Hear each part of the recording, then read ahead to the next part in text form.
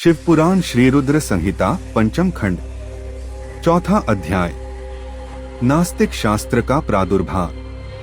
ब्रह्मा जी नारद से बोले तब भगवान श्रीहरि विष्णु ने अपनी आत्मा के तेज से अत्यंत तेजस्वी एक मायावीर पुरुष प्रकट किया।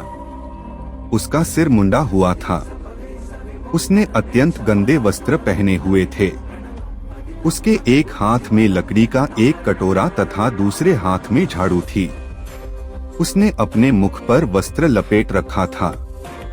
व्याकुल वाणी में उसने श्रीहरि को प्रणाम किया और पूछा, हे प्रभु, मेरी उत्पत्ति का क्या प्रयोजन है? भगवान, मैं कौन हूँ? तब श्रीहरि विष्णु ने उत्तर दिया, हे वत्स, तुम मेरे शरीर से ही उत्पन्न हुए हो, इसलिए तुम अरिह नाम से जाने जाओगे। तुम्हें मैंने एक विशेष कार्य के लिए उत्पन्न किया है। तुम बड़े मायावी हो।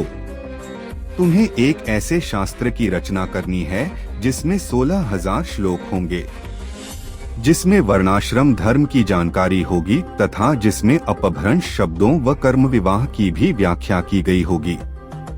विष्णु जी के इन वचनों को सुनकर अरिह ने उन्हें प्रणाम किया और बोला कि मेरे लिए अब क्या आज्ञा है?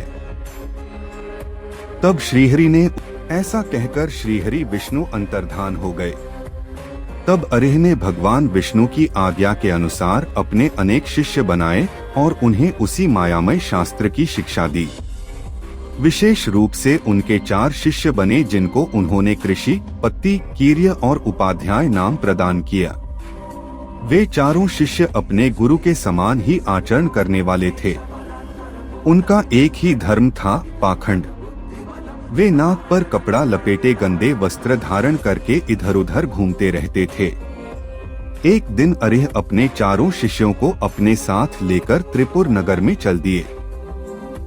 वहां पहुंचकर उन्होंने अपनी माया फैलानी आरंभ की, परंतु भगवान शिव की कृपा से उस त्रिपुरी में उनकी माया का प्रभाव नहीं हो रहा था।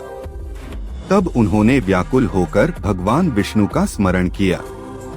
भगवान विष्णु ने अलौकिक गति से सभी बातें जान ली। भगवान शिव का ध्यान करते हुए विष्णु जी ने, हे नारद, तब तुम्हारा स्मरण किया। अपने स्वामी के स्मरण करते ही तुम तत्काल उनकी सेवा में उपस्थित हो गए। उन्हें प्रणाम करके तुमने याद करने का कारण पूछा।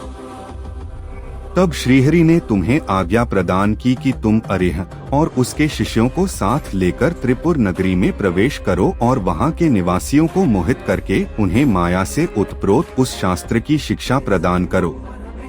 अपने आराध्य भगवान श्रीहरि की आज्ञा शिरोधार्य कर तुम उन पाखंडी ब्राह्मणों को साथ लेकर त्रिपुर नगरी की ओर चल दिए।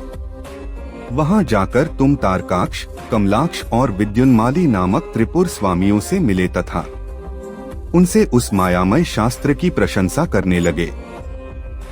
तुमने उन्हें बताया कि तुम इसी शास्त्र से शिक्षा ग्रहण करते हो। यह बात जानकर उन त्रिपुर स्वामियों को बड़ा आश्चर्य हुआ और वे उस मायामय शास्त्र की माया से मोहित होने लगे। तब उन्होंने अरिह को अपना गुरु बना लिया और उनसे दीक्षा लेने लगे। यह देखकर त्रिपुरों के अन्य निवासी भी उन मायावी शिष्यों एवं उनके गुरु से शिक्षा ग्रहण करने लगे।